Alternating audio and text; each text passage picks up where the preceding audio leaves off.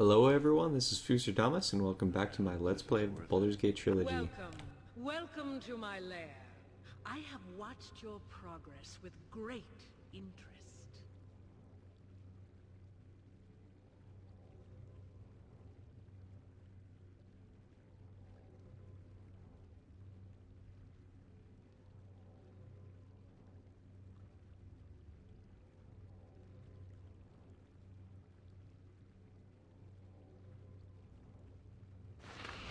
It is done. You now resemble the denizens of the Drow city, complete with a house insignia that will not draw undue attention.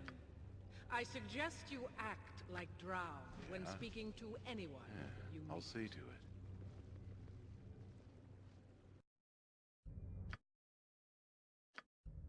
It's done. Give me some direction. So thank you to Pipkin42 for telling me how to find Mordenkainen's sword. Right here, you'll see what I do. I go to the Duergar encampment, or however you say the Dark Dwarves encampment. Apparently they treat you differently once you're a dwarf, or a drow. So as you can see, I'm pretty excited. I finally get my Mordenkainen's sword. I get Warding Whip, which is also a good level 7 spell. And I also can improve Mantle, which I doubt I'll ever use, but it's good to have. You know, options. Options are always better than not options. So I go in and instantly change my spellbook because Mordenkainen's sword is just way too good. I need to go back and reread the exact stats on those swords, but I think they get 2 attacks per round. They're crazy. I think they're like a level 9 fighter or something like that.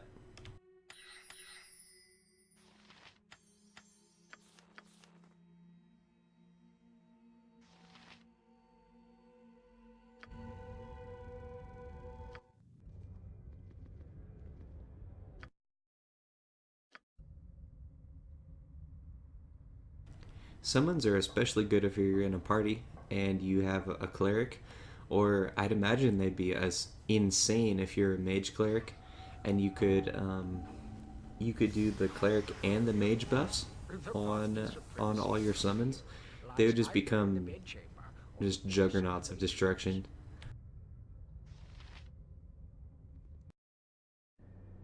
If it must be done.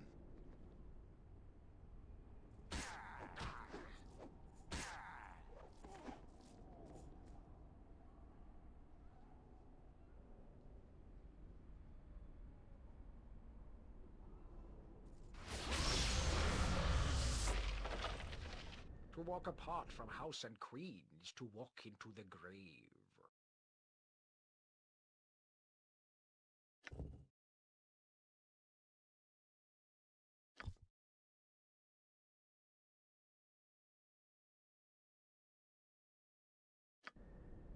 So this is self-evident, but I didn't know it because I never read anything.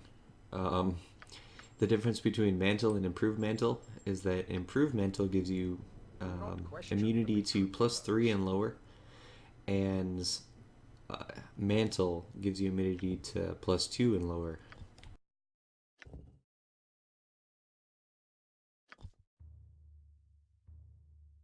I was reading some of these items. I had never read them before. Things that are specifically good against golems, I don't see the reason for that. Harbinger right here, it's good specifically against ogres, and it has that 5% fireball effect. I mean, it's a +3 weapon, but you already have Lyricore. Well, you for damn sure should have Lyricore. Probably the Ravager if you're an evil character. Karsamir if you're a paladin. So here's the throwing dagger I'm going to be using instead of the boomerang dagger, that fire tooth. The Sentinel medium shield is +5 to your armor class.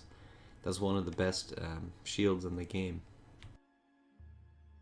in terms of straight armor class. I also picked up Shadow Door, but I don't imagine I'll ever use it.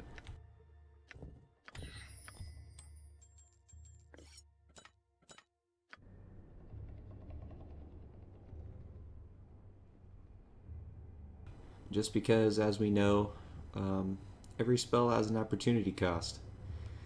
Every level 5 spell that I memorize is one less animate dead that I get to memorize. Through destiny and might, we shall Do not question the matron mothers. at her command. Victory for the Spider Queen.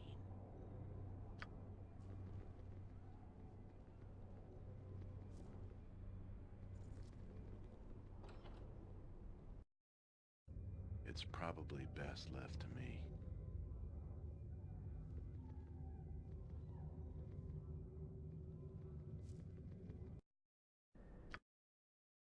So my apologies if you're looking for a 100% efficient playthrough. I was a little bit lost in here just because Not a concern. I am much more familiar with chapters 2 and 3, I'm waiting. the things in the main area of the game, than I am the things to do in the Underdark.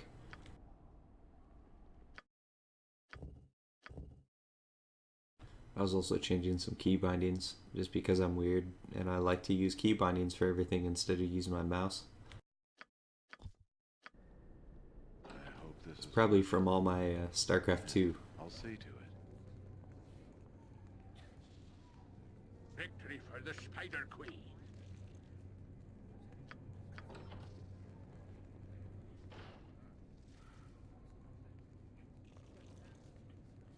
I was having problems getting these guys to spawn. It seems like they won't spawn straight in front of you. You have to go like behind that pillar or something. I don't know why they weren't spawning in my vision. See, as soon as I break line of sight with where they're going to spawn, that's exactly when they spawn. Through destiny and might, we shall rule supreme.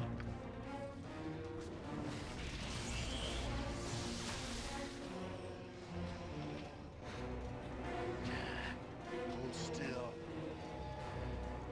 At her command.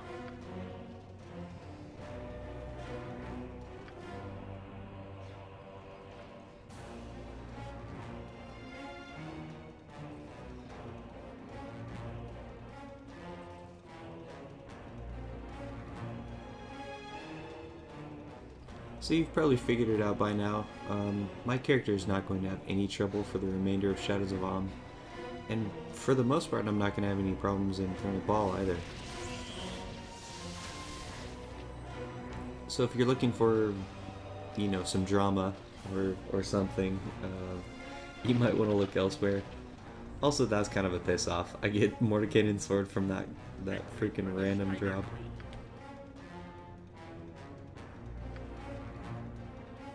And I've been bitching about not having it for at least an hour of gameplay.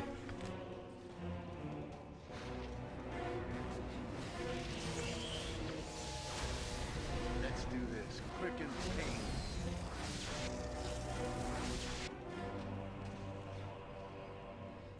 The best servicer is a So you've been watching through the videos, you know I'm not picking up any characters, since obviously it's a solo.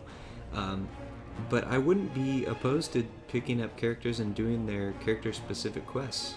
Like, for instance, helping Keldorn with his family, doing the Jaheira Bear Employer thing, maybe even carrying her on and doing her, her Harper Hold stuff. Maybe helping Animin. I'd like to do maybe the Dorn, the Near stuff, Hexat. I've never used any of those characters. So if you want me to do that in this playthrough, let me know. Right here, by the way, I couldn't find my drink. I had set it down somewhere in the house, so I walked away. And, yeah, so I sit AFK for like 30 seconds or something. But anyway, if you'd like me to do the stuff with the NPCs this playthrough, let me know. Otherwise, I'm thinking about doing another. Maybe with a little bit less commentary. I don't know, probably different commentary. Just because I'd be able to play a different character class that's not really a solo class, but one that would be better suited for a group. But let me know if you want me to do that, or if you want me, like I said, just to go through and do the NPC stuff in this playthrough. Do not question the matron. Oh, glory for the Dark Mother! Also, you've been watching. Let me know on Reddit or here in the comments.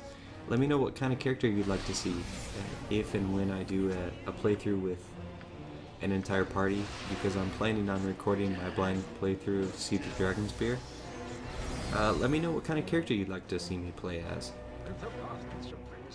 It can be something silly. If you want me to play as the new shaman, that would be cool. If you want me to play as something that you very rarely see, like the Avenger Druid, or hell, the Shapeshifter, or you know, something stupid, something you've never seen a use for. I'm down to play anything, because honestly I don't think I'll have any problems playing as any character class.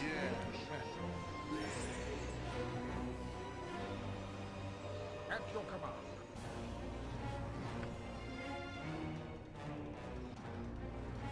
I guess my thought process is, if I wanted to play the way I want to play, I wouldn't be recording. I would just play, you know. But I'm recording primarily to make content that I think is worth sharing, and content that I think people will enjoy. So if you're enjoying this playthrough, I mean, and you've been enjoying my channel in general, which is, you know, 99% Baldur's Gate so far, let me know what you'd like to see in the future, because I do like making videos and creating content for people. But I want to make stuff that you're going to be interested in watching. That have been sent my way, I see. As if I do not have enough to accomplish in a And I guess a little bit about myself and my gaming history. I grew up playing PC games. Lately, I've been getting back to my roots with the old BioWare RPGs. And by that I mean Baldur's Gate 1, 2, Throne of Ball, Neverwinter Nights, Knights of the Old Republic. I did play Dragon Age 1, I should say, Dragon Age Origins, and I enjoyed it. But I don't know if it's something that I would be interested in mastering to the same extent as I have with the Baldur's Gate series. And I don't mean to say that, you know, I'm the best Baldur's Gate player ever or anything like that, but I do know my way around the game.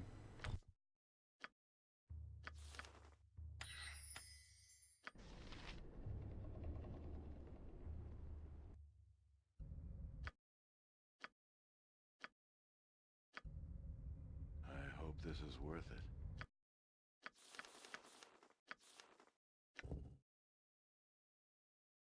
Lately, I've also been playing a little bit of League of Legends, a little bit of StarCraft. I'm not a great StarCraft 2 player, but I play at about a high silver, low gold level of skill. If I drank a little less and I paid a little more attention, I'd probably do better.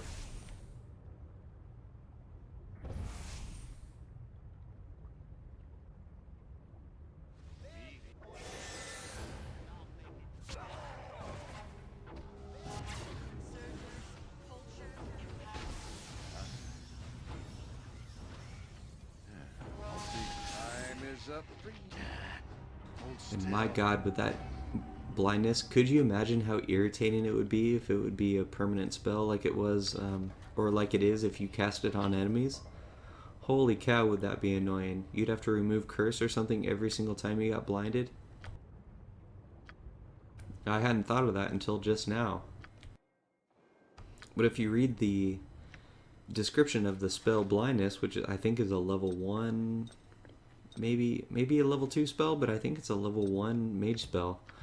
It's a permanent effect when you cast it on an NPC.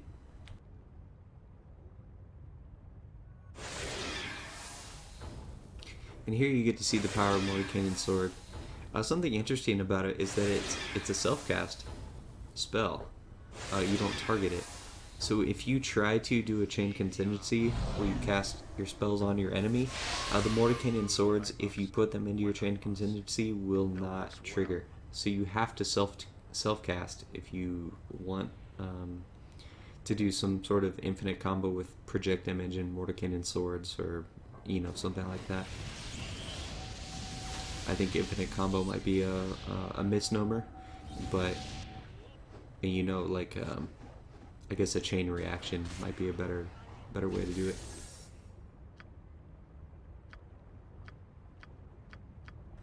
Or I guess a better way to talk about it.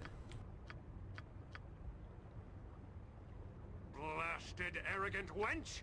May the Spider Queen bite at her black heart!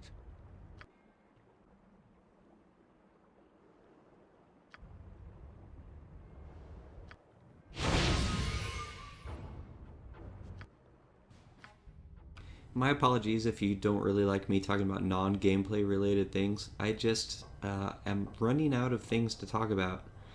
You know, the play-by-plays or the tactical discussions. I really, you've seen my wheelhouse. I'm as strong as I'll ever be, essentially. I mean, I'll get a few more spells, but I'm going to be doing the same stuff for the remainder of this playthrough. And you can see how I tackle some of the obstacles that maybe you stumbled on in the past. Ones for sure I've stumbled on because I wasn't nearly as good at this game back in the day.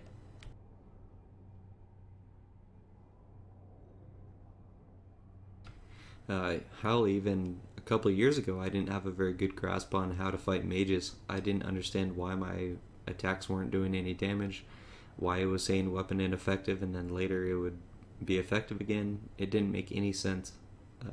But obviously I've grown as a player a little bit. I understand the D&D 2.0 rules a little bit better.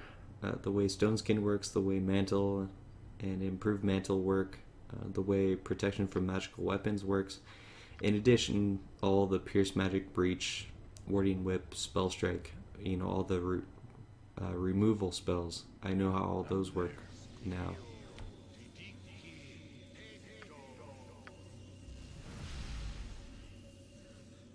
Oh, glory for the Dark Mother! So you see, I've improved haste in my quick slot. There's no reason for that at all. Hell, there's no reason for Kithix there either. I just have nothing to put there at the moment. Yeah. Let's do this. But it is worth noting that everything that I put in my quick slots, my summon from the Simulacrum can use. I'm sure I've mentioned that before. No effect. Yeah. Yeah. Give me But I some guess back to action. my original point. When it comes to content, I don't care if it's just like one of you or two of you that I'm making content for. Like, if you're enjoying the shit that I'm putting out, then I'm willing to do it.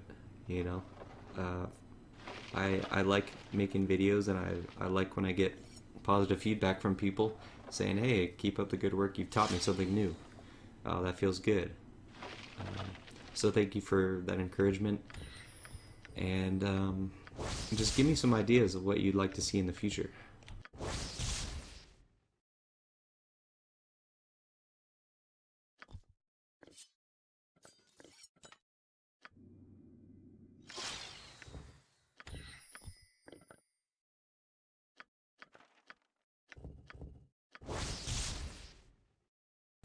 Even if it's another, you know, solo playthrough through Baldur's Gate, the trilogy even, or through just Baldur's Gate 1 or even Baldur's Gate 2, let me know.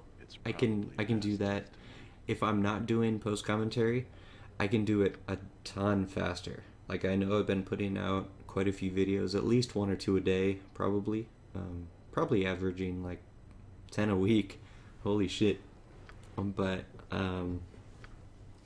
if I'm not doing post commentary, I can pump it out as fast as I record, because I record at a fairly low bit rate, so I don't have to process anything if I don't do post commentary. I can just straight Out of concern. throw the video up after recording it, just straight onto YouTube.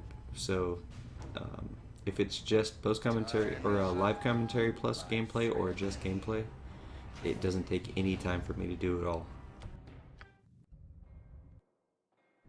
I hope this is worth it. Yeah, I'll see to it.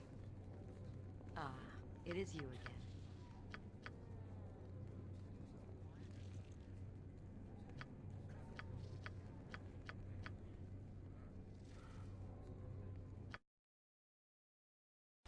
So everything I've been doing in the Drow City has been very straightforward. I'm just doing all the quests as assigned, just in order. Not doing anything cheeky. The only thing I did that betrayed my alignment is that I told a lie to those people when they're trying to find the Elven Mage. I told them that the Elven Mage ran the other way when she ran the direction she did. I'll do a couple things before the end of this video where I'll save this Svirfneblin Deep Gnome, captain or whoever. I won't fight him. It is you again. I'll also let Solifane live. And I thought it was interesting. You'll read it when we get there. But Solifane says, may Elistray guide you or something to that effect. But Elistray is a surface elf goddess. I don't remember what she's the goddess of. God, I need to read more Forgotten Realms. It's been years and years. But if I remember correctly, Elistray is the goddess of the moon. That sounds right to me.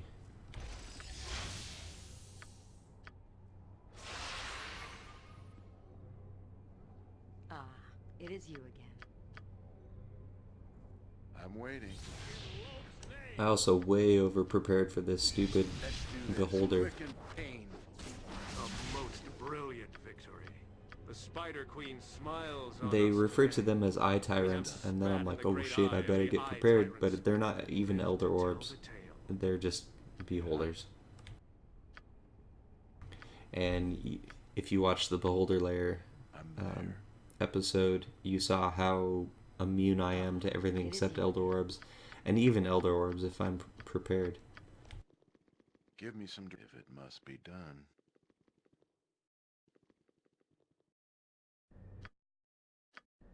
It's probably I'm waiting.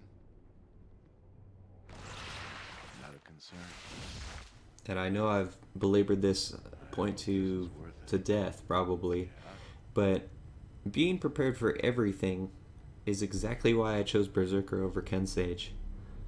I think Berserker over Kensai is just the obvious choice, because yes, you give up a tiny bit of melee damage, physical damage, maybe two per hit, 2 HP, 3 HP per hit, but you gain so much utility from the ability to use helmets. You can use Vecna's robe, which I think Kensai probably can. You can use gauntlets. You can use everything, and you have that amazing crowd control immunity. Give me some direction.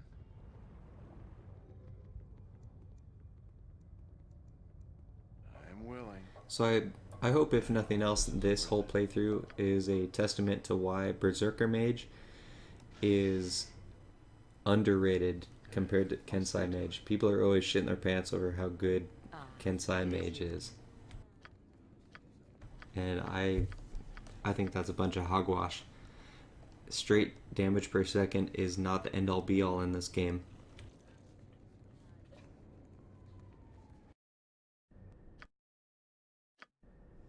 It may take me, one more round to kill an enemy, just because I don't have that amount of damage.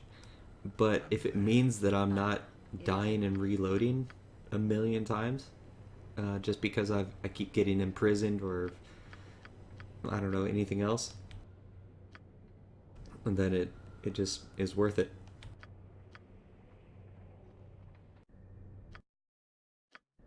If it must be done, it's probably best. I guess some people may say that Kensai Mage would be better in a party. I disagree. I think dual class, like fighter into mage, the more and more I think about it, the more I think that class combo is best in a one person, like a solo situation, or a 2-person party. I hope this is worth it. And the only reason is because mages scale so fucking hard into the late game. They have so much damage.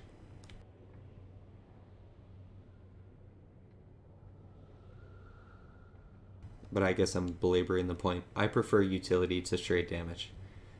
And that's the last thing I'll say about it, at least until I forget and then I talk about it again. But anyway, yeah, just give me whatever feedback you think would be helpful. I appreciate everything, even negative feedback. And thank you for watching. I'll let this play out, and I will catch you in the next one. Ah, it is you again.